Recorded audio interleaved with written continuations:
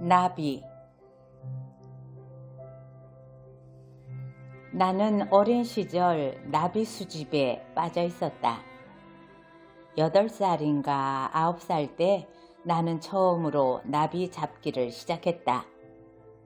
처음에는 단순한 호기심에서 다른 애들이 하니까 따라 해보는 정도였다. 그러나 10살 무렵부터는 완전히 나비 잡기에 빠져들었다. 심지어는 나비를 잡느라고 다른 일을 전혀 하지 못할 정도였다. 주변 사람들은 그런 나를 걱정스러워했다. 어느 때는 수업 시간은 물론 점심 먹는 일까지 잊어버리기 일쑤였다. 학교를 쉬는 날은 빵 한 조각을 호주머니에 넣고 아침 일찍부터 밤늦게까지 나비 뒤를 따라다녔다. 지금도 아름다운 나비를 보면 나는 그때의 나로 되돌아간다. 그럴 때마다 나는 어린 시절 느꼈던 황홀한 감정에 사로잡힌다. 어릴 때 처음으로 노랑나비를 찾아냈던 그때의 기분 그대로 느낄 수 있는 것이다. 자연스럽게 나는 어린 날의 추억 속으로 빠져든다. 풀꽃 향기가 가득한 어느 날의 정오와 신비로운 숲속의 저녁. 나는 마치 보물을 찾아 헤매는 사람처럼 나비를 찾아다녔다. 아름다운 나비를 발견하면 거의 숨이 막힐 지경이 되어서 살며시 다가간다. 특별히 진귀한 것이 아니라도 좋았다. 꽃 위에 앉아서 고운 날개를 살포시 드러내고 있는 나비를 볼 때마다 나는 가슴이 뛰었다. 반짝이는 반점의 하나하나, 날개 속 맥줄의 하나하나, 갈색 잔털의 하나하나가 뚜렷이 보일 때마다 느껴지는 긴장과 환희는 이루 말할 수 없었다. 그 미묘한 기쁨과 떨림은 어른이 된 이후에는 결코 느낄 수 없는 것이다. 부모님은 내게 나비 잡는 어떠한 장비도 마련해 주시지 않았다. 그래서 나는 잡은 나비들을 헌 종이 상자에다 간추려 두는 수밖에 없었다. 병마개에서 뽑은 동그란 코르크를 밑바닥에 발라 붙이고 그 위에 핀을 꽂아 나비를 고정했다. 애써 모은 나비들을 초라한 상자 속에 보관할 수밖에 없었던 것이다. 처음에 나는 친구들에게 내가 잡은 나비를 곧잘 보여주었다.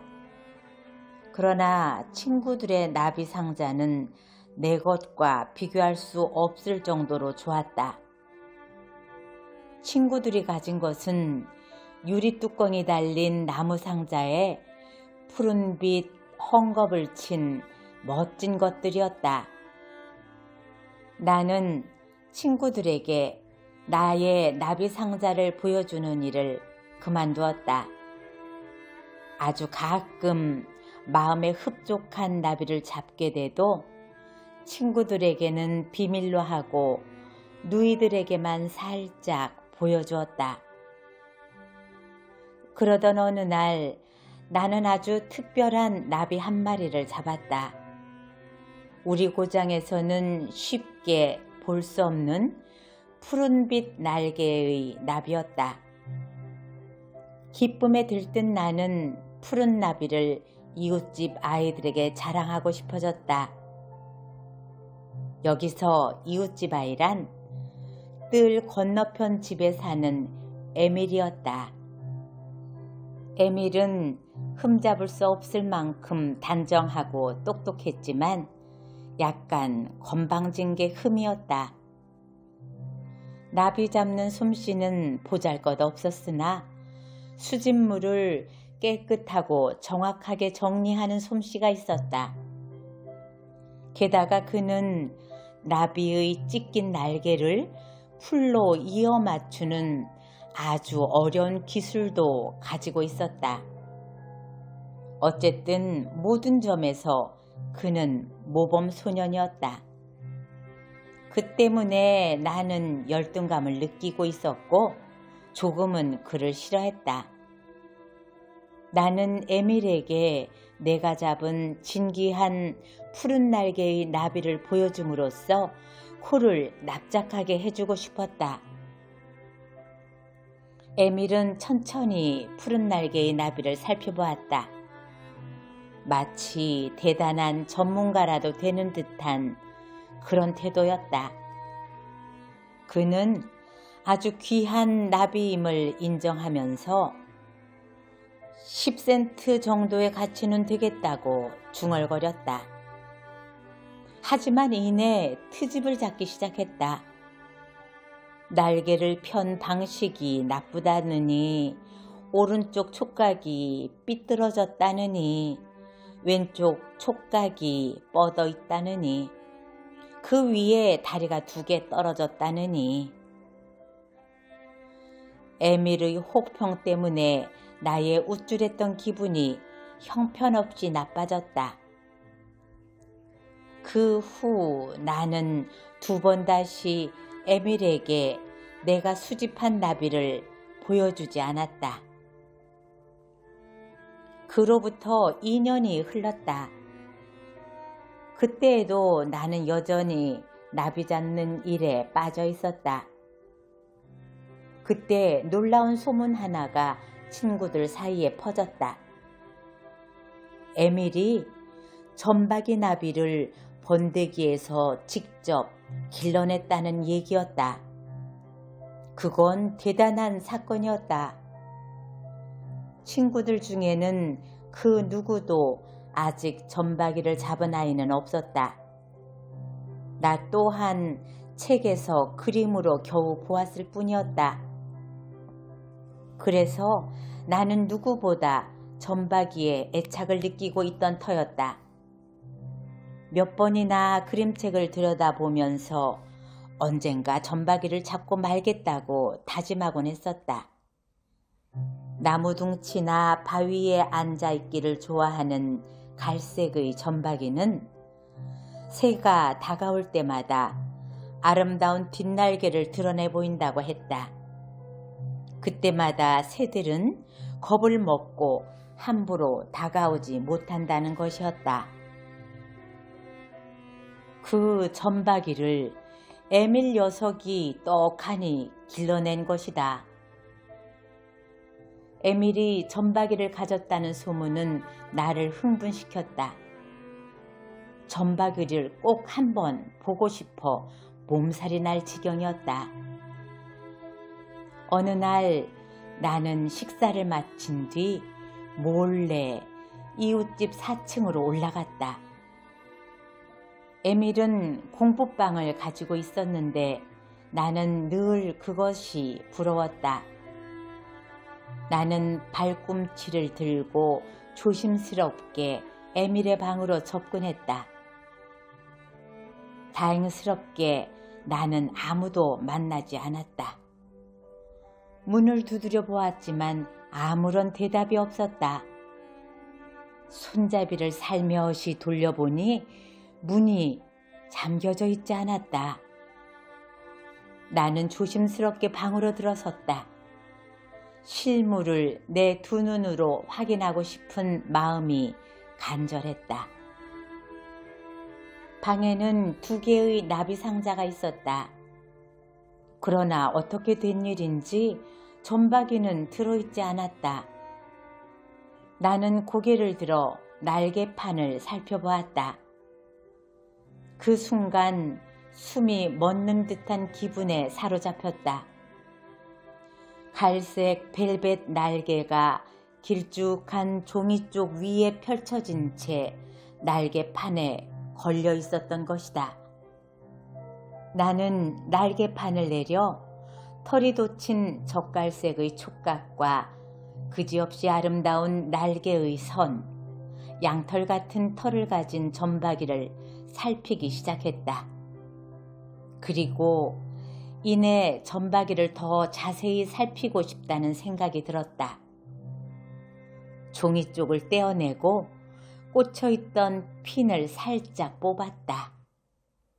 그러자 4개의 커다란 무늬가 그림에서보다도 훨씬 더 아름답게 찬란한 빛으로 나의 눈앞에 나타났다.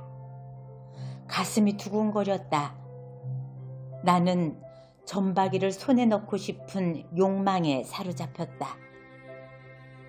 결국 그날 나는 태어나서 처음으로 도둑질을 했다. 점박이를 떼어내어 손바닥에 올린 후 급히 에밀의 방을 나온 것이다. 나비를 오른손에 감추고 조용히 층계를 내려왔다. 그때 아래에서 누군가 올라오는 소리가 났다. 나비에만 온 정신이 팔려있던 나는 그제서야 비로소 죄책감을 느꼈다. 동시에 온몸으로 불안감이 엄습했다. 들키면 끝장이었다. 나는 나비를 쥔 손을 허겁지겁 저고리 속에 집어넣었다. 부끄러운 생각에 가슴이 오그라들었다. 계단을 올라온 것은 그 집의 하녀였다. 나는 태연하게 하녀와 엇갈려 현관을 나섰다. 얼굴이 홍시처럼 발갛게 달아오른 가운데 팔다리가 덜덜 떨렸다.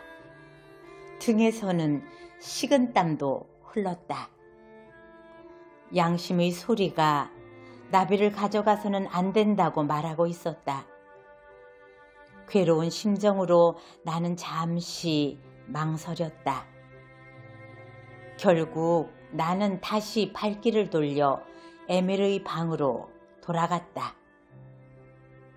주머니에서 손을 뽑아 손에 쥐고 있던 나비를 책상 위에 꺼내 놓았다. 아뿔싸, 점박이는 앞날개 하나와 촉각 하나가 떨어져 있었다. 나는 망연자실했다. 떨어진 날개를 조심스레 주머니 속에서 꺼내려다가 그나마 산산이 바스러져서 이어 붙일 수조차 없게 되었다. 도둑질보다도 아름답고 찬란한 나비를 내 손으로 망가뜨렸다는 사실이 나를 더 힘들게 했다. 나는 멍한 얼굴로 손과 책상을 번갈아 바라보았다. 날개의 갈색 분이 손끝에 잔뜩 묻어 있었다. 책상 위에는 날개의 바스라진 조각들이 이리저리 흩어져 있었다. 나비를 원래대로 돌려놓을 수만 있다면 무엇이라도 할 수 있을 것 같았다. 나는 어깨를 축 늘어뜨린 채 집으로 돌아왔다. 하루 종일 뜰 안에 주저앉아 아무것도 하지 못했다. 양심의 가책 때문에 괴로웠다. 결국 나는 용기를 내어 모든 일을 어머니에게 말씀드렸다. 어머니는 조용히 생각하시더니 내게 말씀하셨다. 에밀을 찾아가서 사실대로 말하고 용서를 빌으렴. 그것밖에는 아무런 방법이 없네. 정 안 되면 내가 가진 것 중에서 가장 좋은 것을 주겠다고 말해보렴. 만약 그 상대가 에밀이 아니었다면 나는 서슴지 않고 찾아가 용서를 빌었으리라. 하지만 에밀에겐 그러고 싶지 않았다. 그가 나의 사과를 받아주지 않을 것이라는 걸 잘 알고 있었기 때문이다. 저녁이 될 때까지도 나는 용기를 내지 못하고 머뭇거렸다. 어머니가 재차 말했다. 오늘 중으로 찾아가야 한다. 결국 나는 에밀을 찾아갔다. 에밀은 나를 보자마자 점박이에 관한 말부터 꺼냈다. 누가 그랬는지 점박이를 아주 못쓰게 만들어 놓았다는 것이었다. 사람의 소행인지 고양이 짓인지 알 수가 없다고 했다. 나는 나비를 좀 보여달라고 말했다. 그는 나를 방으로 안내한 뒤 촛불을 켰다. 앞날개가 떨어진 나비가 날개판 위에 올려져 있었다. 그는 부서진 날개를 정성껏 주워 모아서 작은 앞지 위에 펴놓았다. 날개를 손질하느라고 무척 고심한 흔적이 엿보였다. 나는 참담한 마음으로 모든 게 내 소행임을 이야기했다. 에밀은 화를 내거나 큰 소리로 나를 꾸짖지 않았다. 그 대신에 한동안 나를 멍하니 지켜보다가 조용히 말했다. 이제 너의 실체를 알겠어. 나는 에밀에게 내 장난감을 모두 주겠다고 약속했다. 하지만 에밀은 반응하지 않았다. 고개를 돌리고 앉아 조롱하는 눈빛으로 이따금씩 나를 쳐다보았다. 이번에는 내가 수집한 나비를 모두 주겠다고 말했다. 그렇게까지 할 필요 없어. 나는 네가 모은 것들이 어떤 것인지 잘 알고 있으니까. 게다가 내가 나비를 다루는 솜씨 또한 잘 알고 있으니까. 순간 나는 녀석의 멱살을 움켜쥐고 싶은 충동에 시달렸다. 어차피 일은 저질러졌다. 나는 친구의 나비를 못쓰게 만든 나쁜 놈이 되었고, 에밀은 천하의 정직한 모범 소년으로 내 앞에 당당히 서게 된 것이다.